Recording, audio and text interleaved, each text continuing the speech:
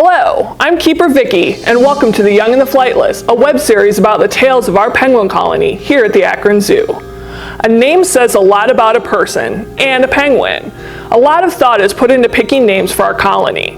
We try to select names that honor the penguin's native habitat, but sometimes there is an interesting background story to a specific choice.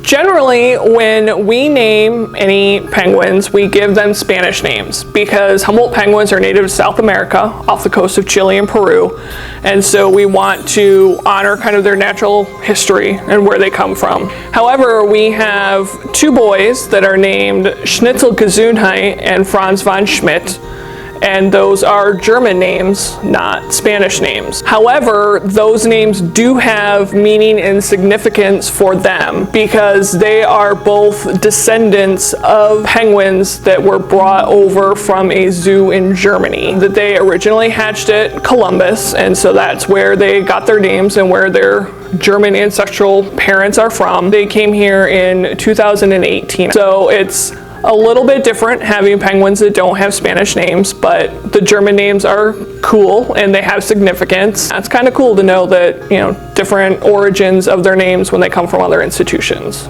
When we had Pace and Nina in 2011, we did a naming contest for them. The keepers picked two names for each. So for Pace, we had Pace and Pacific. For Nina, we had Nina and Nieve. However, the problem with that, when our marketing department had put it on social media and the public was able to vote for it, they didn't include pronunciations with the names. So even though Pace is pronounced Pace, it is spelled P-E-Z, like the candy, because it is a Spanish name that means fish. However, when the public would vote, they thought they were voting for a penguin named Pez, which was not the case. Whenever our interpreters are giving talks at the habitat, or if we're giving tours, if they happen to see his name spelled out, we're like, no, it's not Pez, it's Pace. And personally, I can relate to him because my last name is Crescent, but everybody thinks it's croissant, and I am not a flaky, buttery pastry. Just like Pace is not a delicious candy that comes out of a fun little toy, he is Pace for fish.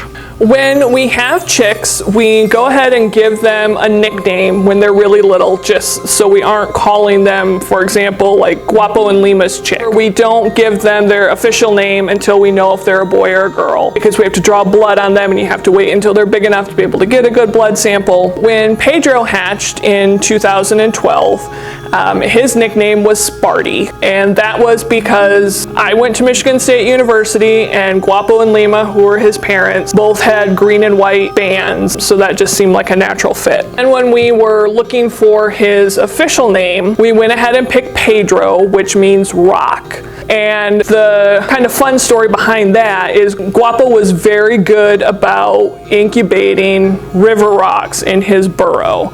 That was his duty to make sure this rock was toasty warm and taken care of. And no matter how many times we would, take the rock away from him because, if your girlfriend has an egg, you need to focus on that, not the rock. He would find another rock and carry it into his burrow and incubate it. So we just thought Pedro would be a fun and appropriate name to give his son because Guapo had been so good about taking care of rocks for years before. And he still does it now. When we had the 4 chicks in 2007, that was a very big and exciting thing here at the zoo.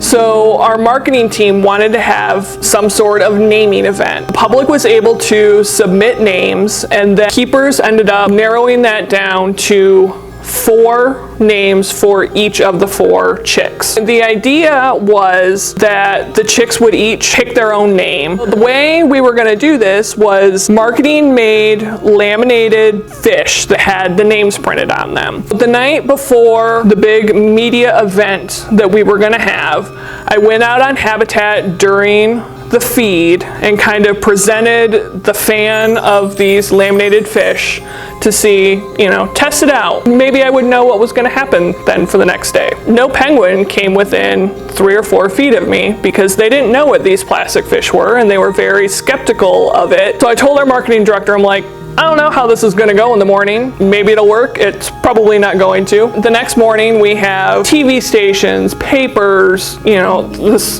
gaggle of people in front of the habitat. I go out there with my bucket and my stack of plastic fish. Shock of all shocks. Each of those 4 penguins picked their own name. That they actually came up to me. I was able to hold their 4 fish in front of them. They would kind of bite at one of them, and that's how they selected their names.